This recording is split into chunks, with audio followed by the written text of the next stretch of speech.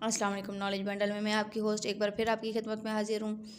آج اس ویڈیو کی جانب بڑھنے سے پہلے میرے نئے آنے والے ویڈیو سے ریکویسٹ ہے کہ میرے چینل کو سبسکرائب کر کے بیل آئیکن کو دبا دیں تاکہ میرے نئے آنے والی ویڈیو کا نوٹیفیکیشن آپ کو بر وقت ملے۔ بصرہ میں ایک چڑی مار رہتا تھا۔ وہ چڑیوں کے شکار کا شوقین تھا۔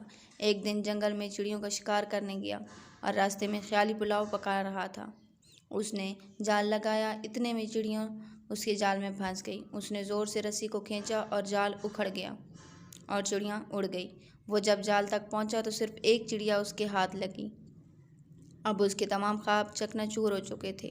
وہ چڑی کو ہاتھ میں دبا کر گھر جا رہا تھا اور یہ سوچ رہا تھا کہ آج اس چڑی کو بھون کر کھائے گا۔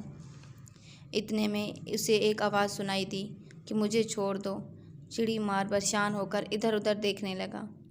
اسے دوبارہ وہی آواز سنائی دی۔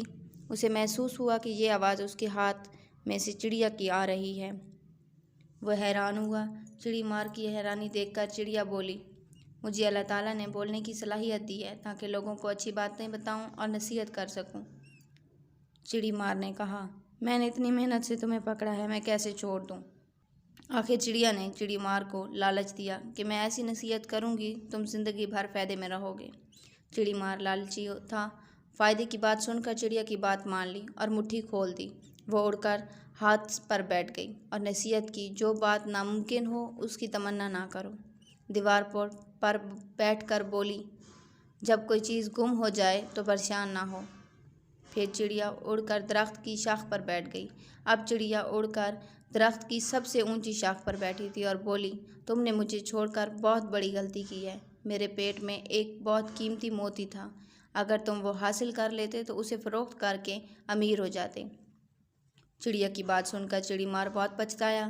پھر ٹھنڈی آہ بھر کر بولنے لگا، تیسری نصیحت کیا ہے؟ چڑیا ہنس پڑی اور بولی، میری پہلی دو نصیحتوں پر عمل کیا ہے، جو تیسری بتاؤں؟ میں نے کہا، جو ناممکن ہو اس کی تمنا نہ کرو۔ ایک دفعہ اگر میں تمہارے ہاتھ سے نکل گئی تو دوبارہ ہاتھ نہیں آؤں گی۔ تم نے نصیحت کی لالچ میں مجھے چھوڑ دیا۔ میں نے کہا تھا جو گم ہو جائے اس پر غم نہ کرو۔ میں نے تمہیں بتایا میرے پیٹ میں ایک قیمتی موتی ہے، لیکن تم پچھتانے لگے۔ تمہیں تیسری نصیحت کرنا فضول ہے۔ چڑیا پھر سے اڑی اور چڑی مار پچھتانے لگا۔ آج تک کے لیے اتنا ہی۔ انشاءاللہ ایک نئی ویڈیو کے ساتھ دوبارہ آپ کی خدمت میں حاضر ہوں گی۔ تب تک کے لیے اللہ حافظ۔